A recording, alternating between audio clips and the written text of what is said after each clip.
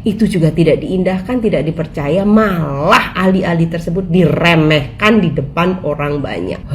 Sudah merasa amankah Anda? Kenapa? Yang mendakwa itu semua sekarang posisinya menjabat posisi yang penting-penting di tanah ini dalam hukum.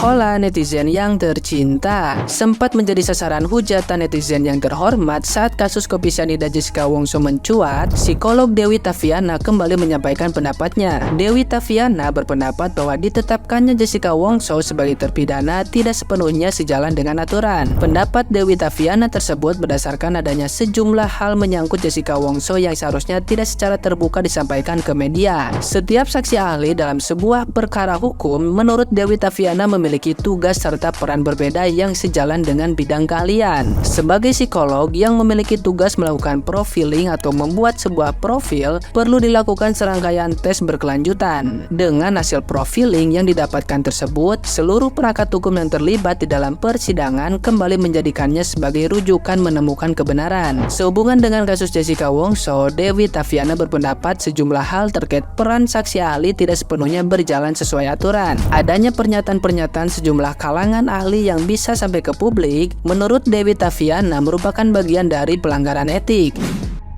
Namun demikian, Dewi Tafiana memastikan bahwa setiap hasil tes tidak sepenuhnya mewakili kondisi keseluruhan dari psikis seseorang atau bersifat temporer. Terkait dengan adanya asas praduga tidak bersalah yang belum sepenuhnya diterapkan pada kasus kopi cyanida, Dewi Tafiana menilai terdapat sejumlah kekeliruan. Tidak adanya kepastian keamanan dan kenyamanan mengenai kondisi Jessica saat melakukan tes psikologis menjadi sorotan bagi Dewi Tafiana. Atas dasar pertimbangan tersebut, Dewi Tafiana berpendapat masih ada kekeliruan dalam proses yang dilakukan saat digelarnya sidang. Banyaknya pernyataan sejumlah ahli yang lebih bersifat hasil evaluasi psikologis atau upaya penggiringan opini menjadi persoalan tersendiri. Pemahaman publik menyangkut istilah-istilah psikologis menurut Dewi Tafiana juga menjadi salah satu sumber lahirnya penilaian miring terhadap Jessica. Tidak mengherankan apabila kemudian banyak masyarakat awam yang secara tidak sadar ikut menjadi hakim dalam kasus kopi cyanida.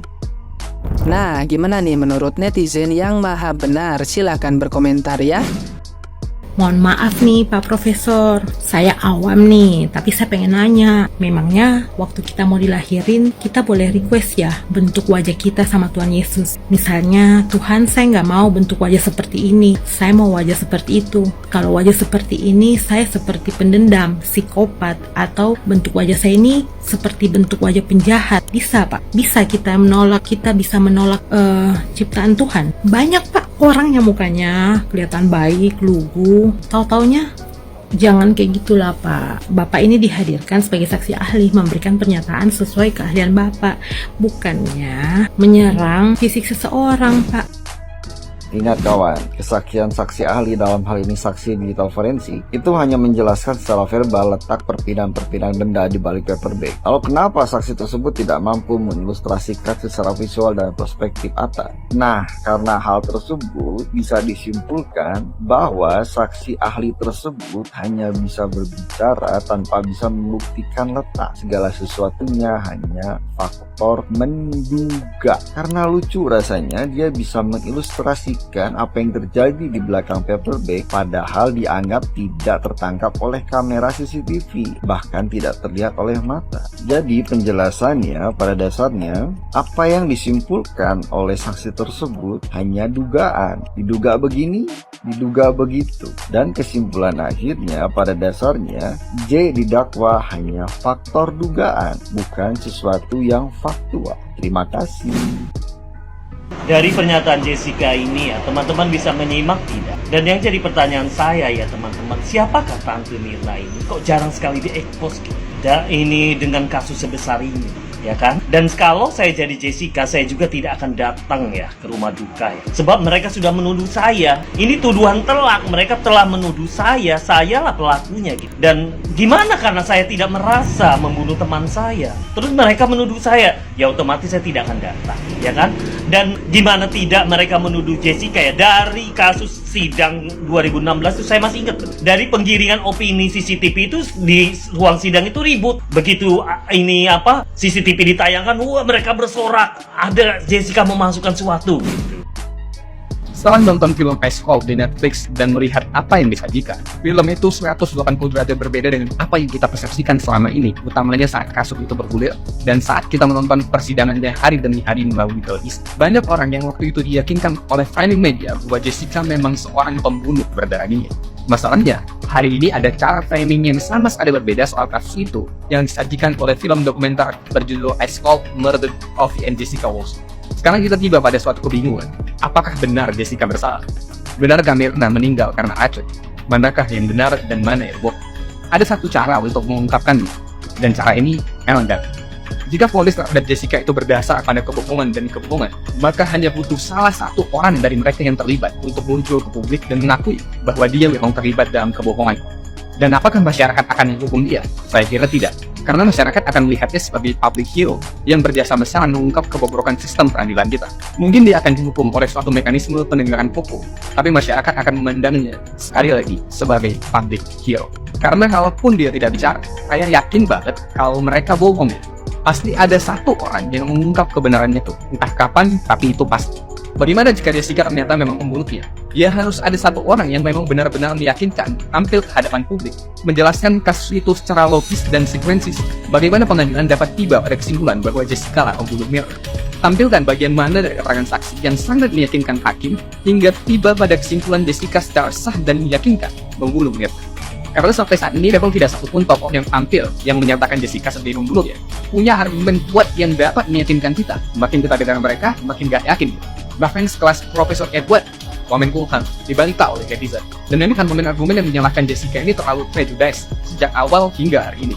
Jadi di situ letak kritik kunci pengungkapannya. Karena kalau dibiarkan menebal, saya yakin banget sebagian besar publik percaya kalau Jessica adalah korban dari sistem peradilan kita yang belum baik, untuk tidak mengatakannya bodoh. Gimana menurutmu? Udah nggak ada bukti yang kuat, nggak bisa nggak bisa memberi keyakinan gitu loh secara kuat gitu loh kepada hakim, kepada mungkin semua masyarakat Indonesia juga. Si jaksa ini dalam kasus penyelidikan kopi cyanida yang menewaskan seorang Myrna Salihin ya, dan malah menjadikan Jessica Wongso ini seolah-olah terdakwa yang nggak ada kalau gua bilang nggak ada kesalahan yang fatal gitu loh, karena nggak ada bukti yang kuat. Udah nggak bisa menghadirkan bukti yang kuat, nggak bisa menghadirkan saksi ahli yang kuat. Saksi ahli yang dihadirkan oleh jaksa menurut gua ya argumennya itu bisa dibatakan semua ya, bisa dibilang saksi ahli abal-abal gitu loh.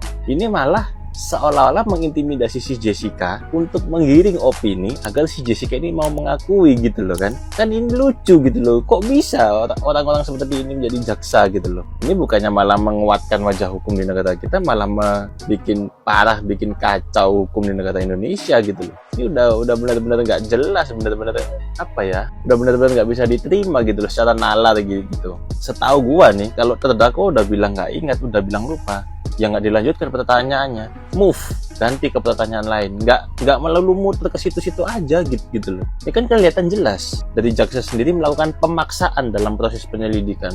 Nah, yang ingin gua tanyakan, apakah unsur pemaksaan seperti ini yang dilakukan oleh seorang penegak hukum yang sedang melakukan penyelidikan, apakah diperbolehkan? Yang ingin gua tahu sih seperti itu sih. Mungkin dari kalian ada yang jawab, bisa jawab di komentar ya guys. Kasus Jessica Wongso Ice Cold, saya lihat 1 bulan yang lalu. Setelah itu saya rajin lihat podcast di YouTube maupun TikTok. Saya cuma bisa bilang sebagai rakyat jelata, saya merasa tidak aman dengan apa yang terjadi. Sesuatu yang bukan rahasia umum, masalah hukum dan keadilan di sini bisa disetting. Sekarang bisa dilihat, mau dari sisi manapun udah jelas itu ada sesuatu yang tidak benar. Karena apa? Contohnya yang mutlak, permanen dan baku, exact. Semua pernyataan dari ahli-ahli, baik itu patologi, toksologi, dan dari forensik dan lain sebagainya, yang kelasnya dunia maupun kelasnya Indonesia yang terbaik anak bangsa, tidak diindahkan. Walaupun juga ambil ahli dari luar, akhirnya sampai dideportasi, memalukan gak sih? Itu juga tidak diindahkan, tidak dipercaya, malah ahli-ahli tersebut diremehkan di depan orang banyak. Sudah merasa amankah Anda? Kenapa? Yang mendakwa itu semua sekarang posisinya menjabat posisi yang penting-penting di tanah ini dalam hukum serta perlindungan rakyat. Nggak adil, nggak benar, konyol, settingan, memalukan, apalagi. Tapi itu terjadi. Sudah nggak bisa ngomong lagi apapun itu. Mau ditutupin apa lagi? Karena kebenaran bagaimanapun itu akan bersinar, muncul ke permukaan, dan dia akan berbicara dan membela dirinya sendiri tanpa ada siapapun, apapun posisi manapun tidak akan bisa menghalangi, menutupinya. Jadi yang mendakwa semuanya berkeringat dinginlah, karena Anda semua tidak hanya dikejar oleh kebenaran, tetapi oleh netizen, pengacara, serta karma. Wow. Saya harap dengan kasusnya Jessica ini semua bisa melek bahwa jangan mempermainkan kebenaran dan memutarbalikkan kebenaran, karena waktu adalah jawabannya. Kepastian dan karma adalah hasilnya. Save Jessica. I hope you got your justice. Dan saya harap semuanya bisa selesai dengan baik atas nama kebenaran, keadilan, serta hukum yang lebih baik di tanah ini. Okay? God bless you all.